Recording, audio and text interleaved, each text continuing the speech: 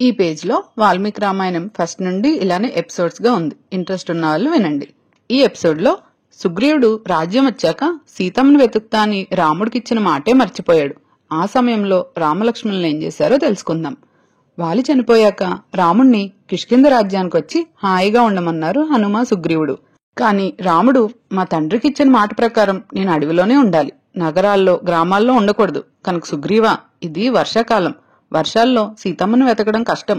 నువ్వు కొండల మీద బ్రతుకుతూ ఇంతకాలం ఎంతో కష్టం అనుభవించావు. కనుక ఈ 4 నెలలు రాజ్యసుఖం అనుభవించు.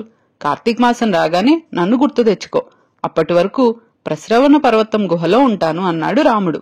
కొంతకాలానికి వర్షాకాలం పూర్తయిపోయింది. కాని సుగ్రీవుడు రాముడికిచ్చిన మాటని పూర్తిగా మర్చిపోయాడు. అప్పుడు హనుమ సుగ్రీవుడి దగ్గరికి వెళ్లి, సుగ్రీవా, నువ్వు రాముడికి చేయవలసిన సహాయం గురించి మర్చిపోయావు. కాని రాముడు నువ్వింకా వస్తావు అని ఓపిగ్గా ఎదురు చూస్తూ ఉంటాడు. కనుక నువ్వు ఆలస్యం చేయకు. రాముడికి కోపం వస్తే నిన్ను వాలి దగ్గరికి పంపించేస్తాడు అన్నాడు. అప్పుడు సుగ్రీవుడు వెంటనే నీలుడిని పిలిచి, ఈ భూమి మీదున్న ఎక్కడెక్కడ ఉన్న వానరాల్ని 15 రోజుల్లో నా ముందు ఉండాలి అని ఆజ్ఞాపించి లోపలికి వెళ్లిపోయాడు. రాముడికి మాత్రం ఏ కబురు పంపించలేదు సుగ్రీవుడు.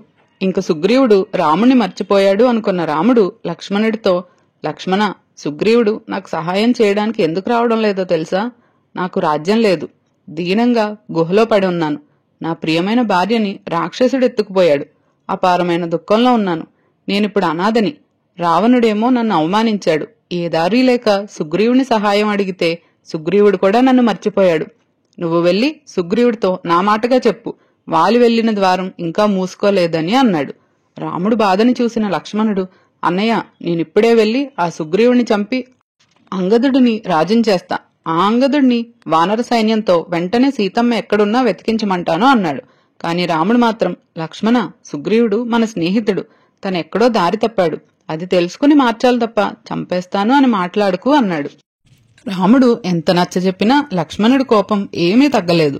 కనిపించిన చెట్లను పీకేస్తూ బండరాలను ముక్కలు చేస్తూ కోపంతో కిష్కింధకు వెళ్తున్నాడు లక్ష్మణుడు. అలా వస్తున్న లక్ష్మణుని చూసి యుద్ధానికి వస్తున్నాడేమో అని వానరాలన్నీ పారిపోతున్నాయి. అదే సమయంలో సుగ్రీవుడు తారా రుమలతో కలిసి మధుపానం చేస్తూ కామభోగం అనుభవిస్తున్నాడు. అప్పుడు లక్ష్మణుడు అంతఃపురంలోకి వెళ్లి బయట నుంచుని అంగదుడితో, రాముడు చాలా బాధలో ఉన్నాడు. రాముడు కబురు చెప్పడానికి లక్ష్మణుడు బయట నుంచున్నాడని నీ పినతండ్రి సుగ్రీవుడికి చెప్పు. సుగ్రీవుడేమన్నాడు? తిరిగొచ్చి నాకు చెప్పు అన్నాడు లక్ష్మణుడు. లక్ష్మణుడు కోపం గురించి తెలుసుకున్న సుగ్రీవుడు తారని పిలిచి, తారా, నువ్వు వెళ్లి లక్ష్మణుడి కోపం తగ్గేలా మాట్లాడు. తన కోపం తగ్గాక నేను బయటికి వస్తా అన్నాడు. తార తాగిన మద్యం వల్ల కన్నులు ఎర్రగా మారి స్థిరంగా ఒక చోట నుంచోలేక తూలుతూ లక్ష్మణుడి దగ్గరికి వచ్చింది. అలా తారని చూసిన లక్ష్మణుడు వెంటనే తన కోపాన్ని మర్చి తల కిందకు పెట్టేశాడు. లక్ష్మణుడి దగ్గరికి వచ్చిన తార, ఎందుకు లక్ష్మణ అంత కోపం అని అడిగింది. అప్పుడు లక్ష్మణుడు, నీ భర్త సుగ్రీవుడు మాట తప్పడం న్యాయమా అని అడిగాడు. అప్పుడు తార, ఎక్కడో తపస్సు చేసుకుంటున్న మహర్షులే కామానికి లొంగిపోతున్నారు.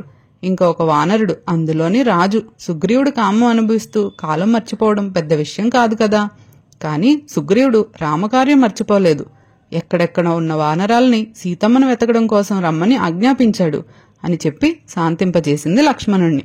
అప్పుడు సుగ్రీవుడు బయటకు వచ్చి, లక్ష్మణ, నా రాముడే కదా అని చిన్న స్వతంత్రంతో రాముడి పని మర్చిపోయా తప్ప రాముణ్ణి మోసం చేద్దామనే ఆలోచన లేదు లక్ష్మణ అని లక్ష్మణ్ణి క్షమాపణ అడిగాడు సుగ్రీవుడు. ఇలానే వాల్మీకి రామాయణం మొత్తం వినాలి అనుకుంటే ప్లీజ్ సబ్స్క్రైబ్ టు ఇతిహాస నౌ.